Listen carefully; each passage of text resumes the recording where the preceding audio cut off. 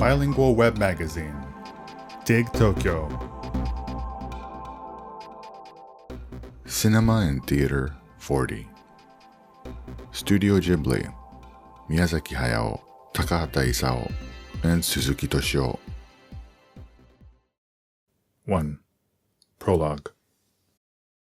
Every foreign visitor to Japan arrives with a similar list of must-visit locations: Meiji Shrine, Takeshita Street, Shibuya Scramble Crossing, and Kaminarimon, etc. Perhaps the most sacred among these, for fans of anime at least, is the Ghibli Museum. Tickets for the following month go on sale on the 10th of every month at 10 a.m., and the available spots fill up quickly. Over the years, I've purchased my share of tickets for friends visiting from Australia and the US. In recent years, visitors can also purchase tickets through an English-language interface online, as well as through travel agencies. Over the course of the 90s and aughts, animator Miyazaki Hayao and Studio Ghibli have elevated Japanese anime from children's entertainment to world-class art. I first encountered classics like My Neighbor Totoro, Kiki's Delivery Service, and Princess Mononoke during my time living in the US, and was immediately drawn in by the fantastical aesthetic and life-affirming stories, and struck with a sense of nostalgia for a quintessentially Japanese childhood that I could have never known. When Spirited Away arrived in 2001 in Japan, it marked the moment Miyazaki became a household name, even among families that had never really taken to anime before. Later, as I went deeper into my study of the Japanese language, I had the chance to see the original Japanese version of Spirited Away. What struck me immediately was that the film as a whole is basically the same whether you watch it in English or Japanese. It hadn't been cut down and edited to suit some American producer's idea of what an American audience will and will not watch. Most TV and feature-length anime I'd seen in English had been significantly rejigged, often to the point of insult. Later still, I learned that the screenwriters who had adapted the script had tried to match the dialogue as closely as possible to the mouth movements of the characters on screen. They must have been die-hard Miyazaki fans. When Spirited Away won the Academy Award for Best Animated Feature in 2003, Miyazaki Hayao was not there to receive his award. In an interview at a later date, he said that he didn't feel like visiting a country that was in the middle of bombing Iraq.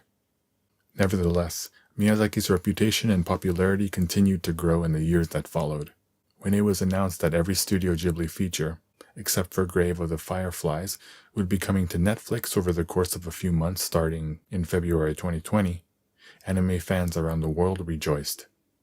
The films can't be found on Netflix in the US, Canada, and Japan.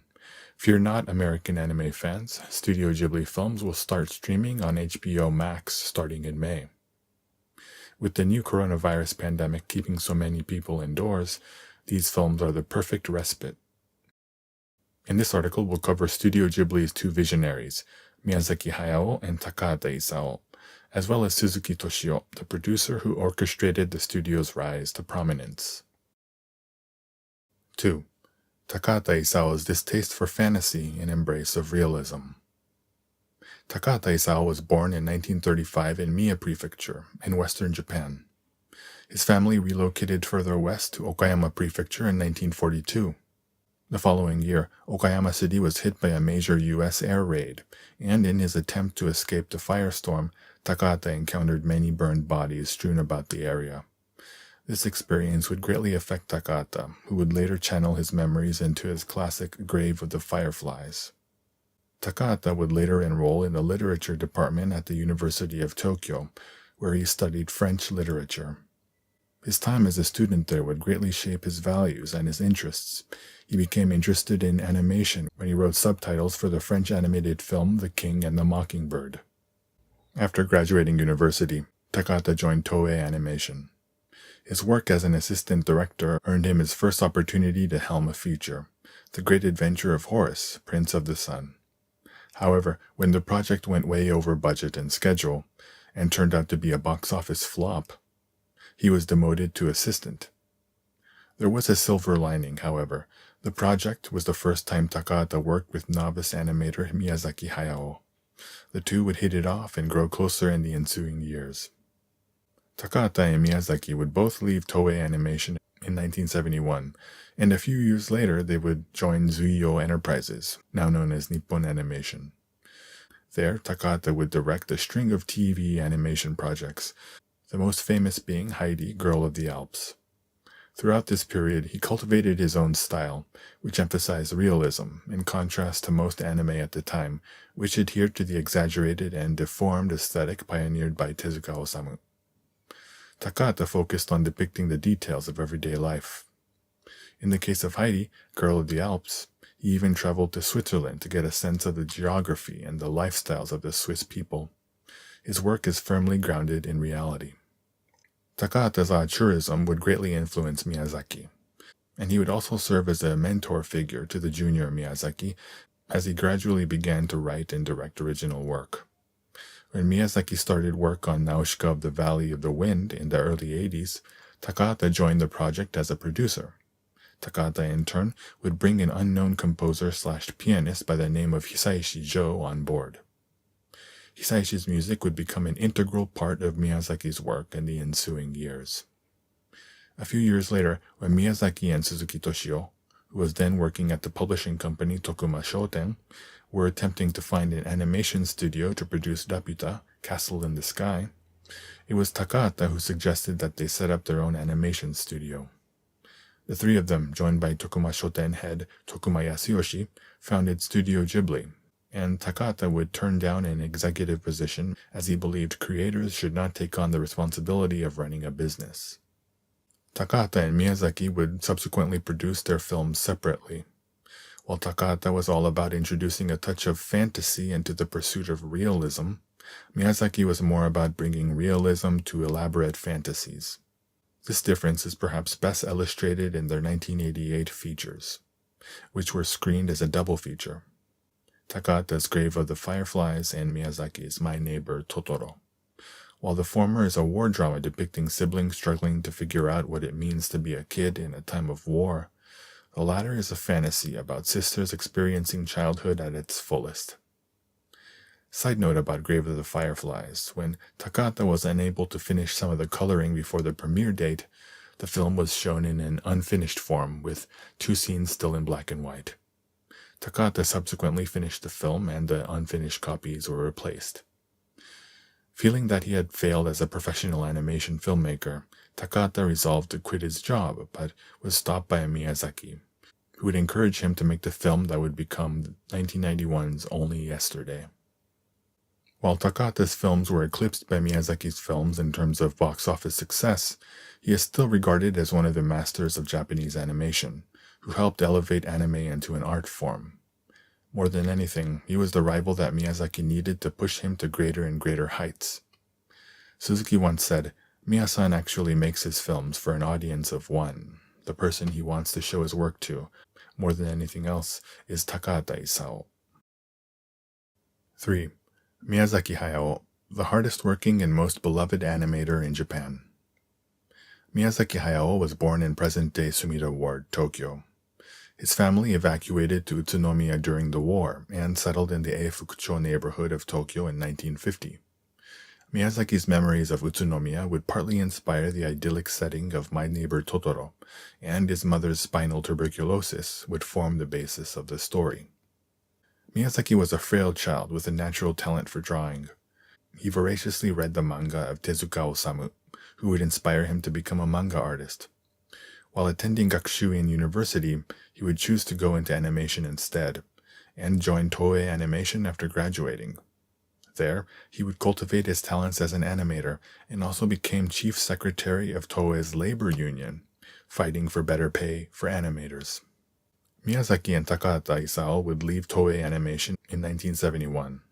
In 1974, Miyazaki would be in charge of scene setting and layout on Heidi, Girl of the Alps, and the project would be his first taste of success.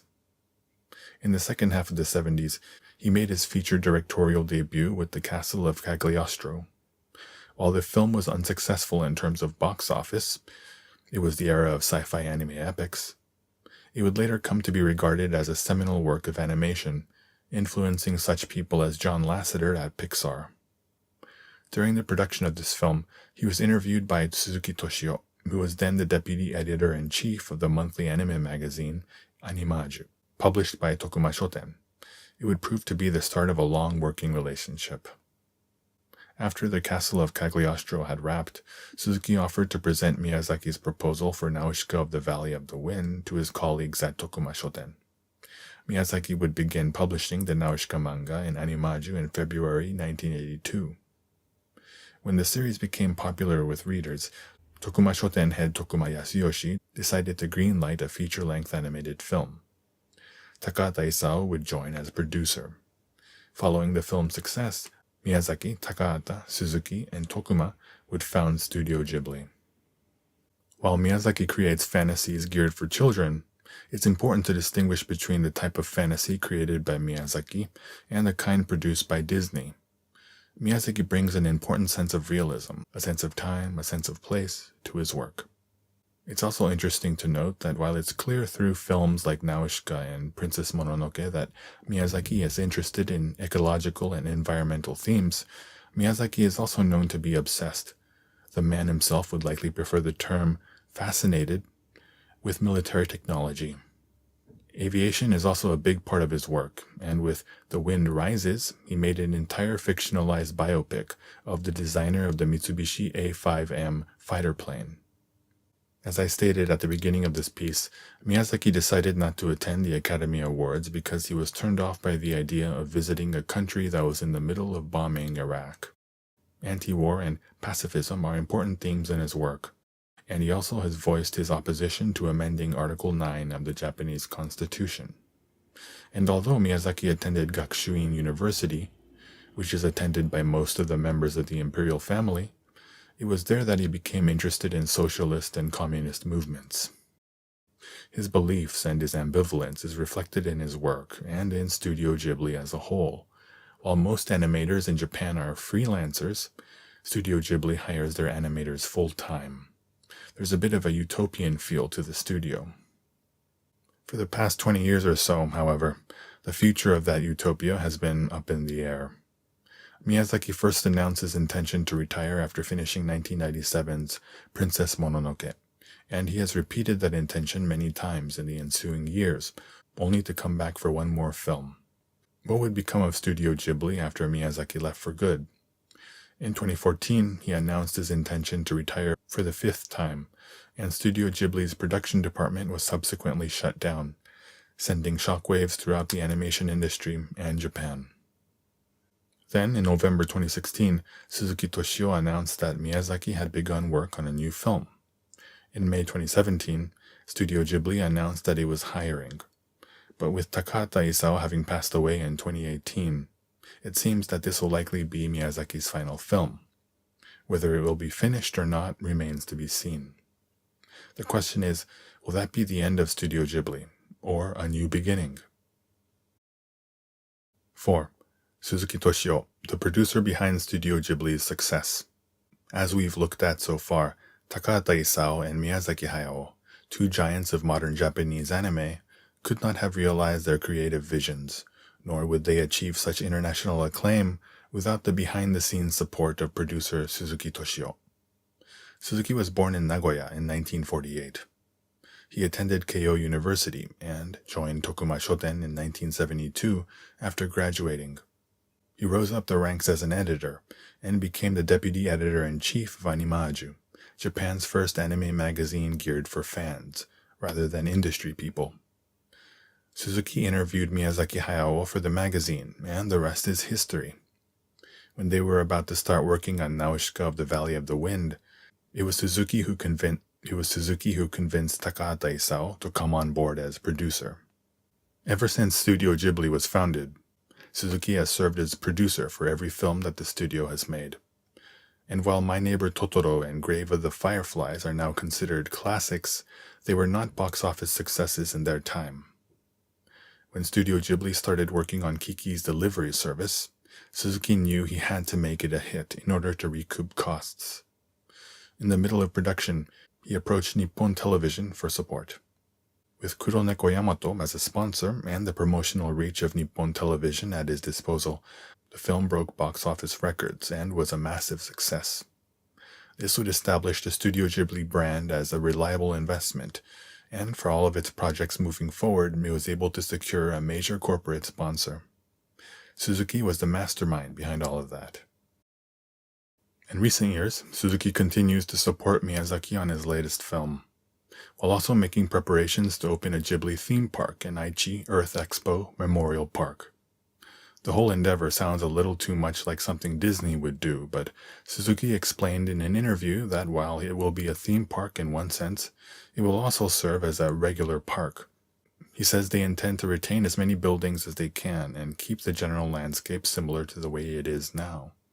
They are attempting to build a new kind of park. 5. Epilogue. Ever since Miyazaki announced his retirement for the first time after Princess Mononoke, people throughout Japan have wondered who will be Miyazaki Hayao's successor?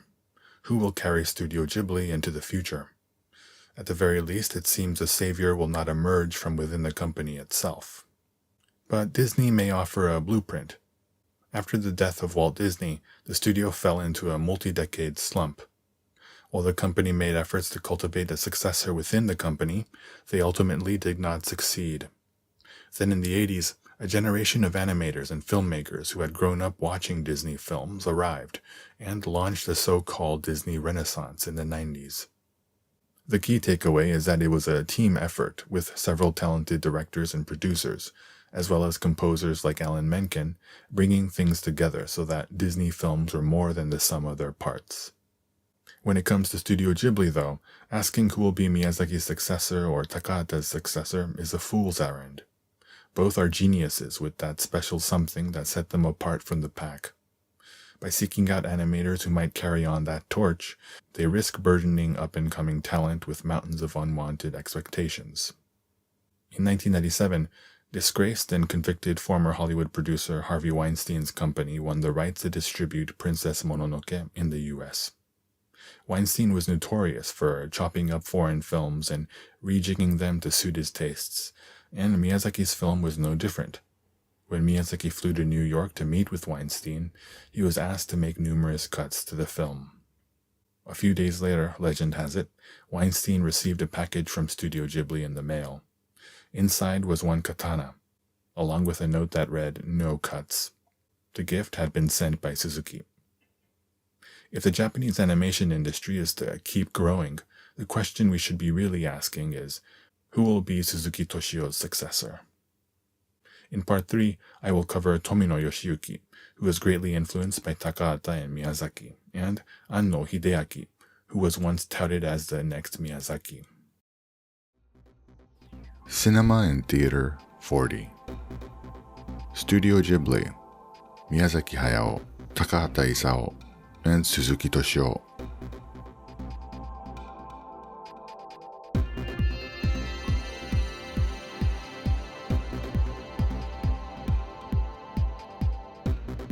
www.digtokyo.jp